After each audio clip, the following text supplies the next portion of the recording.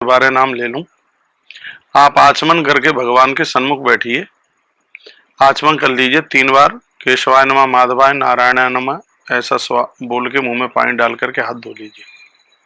उसके तत्पश्चात रोली फूल जैसे देवताओं को चढ़ाते हैं उस तरीके से चढ़ाने के तत्पश्चात में फिर आप हाथ जोड़ेंगे भगवान को और भगवान गणेश जी को ऐसे कहेंगे जैसे मैं बोल रहा हूं। आप कहोगे, हे गजानंद प्रभु, हमने इन गणेश उत्सव के दिनों में आपका आह्वान किया और आप पधारे।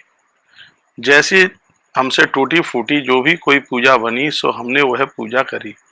भगवान, हमें विश्वास है कि आप हमारी टूटी फूटी पूजा पर जरूर प्रसन्न रहे होंगे।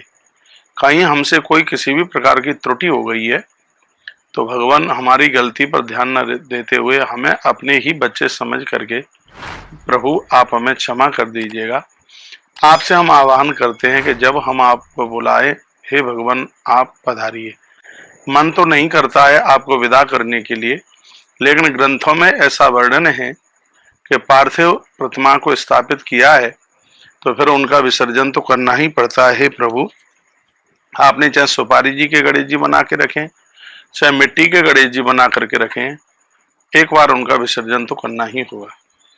उसके तत्पश्चात आप अपने बाएं हाथ में चावल ले लीजिए और फिर आप 10 दिशाओं में सबसे पहले पूरब में चावल फेंकें, उसके बाद अग्नि कोण में, फिर दक्षिण में, उसके बाद नैऋत्य कोण में, पश्चिम में, वायव्य कोण में और उत्तर में, ईशान में, फिर ऊपर और फिर धरती पर।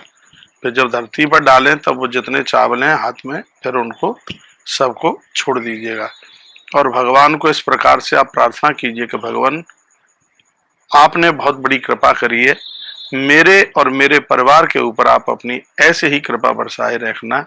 हे भगवान, मुझे ऐसी बुद्धि देना कि जो भी आपने टका रुपया पैसा दिया है इसका कभी दुरुपयोग न हो, मेरा परिवार कभी कोई गलत काम न करे। हे प्रभु, आपके चरणों में हम ऐसी प्रार्थना करते हैं।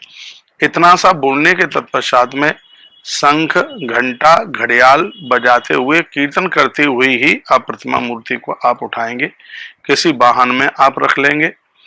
ये ध्यान रखिएगा इस बात के लिए जो मैं आपको निवेदन कर रहा हूँ। आपके पास यदि नदी या कहीं नजदीक है तो उनको नदी में विसर्जित कीजिएगा, नहीं तो आप किसी बड़े से पात्र में जल रख करके थोड़ा सा प्रतिमा को घुमा करके एक आध चक्कर लगवा करके फिर उस पानी में सिरा दीजिए, ठंडा कर दीजिए, उसमें विसर्जित कर दीजिएगा।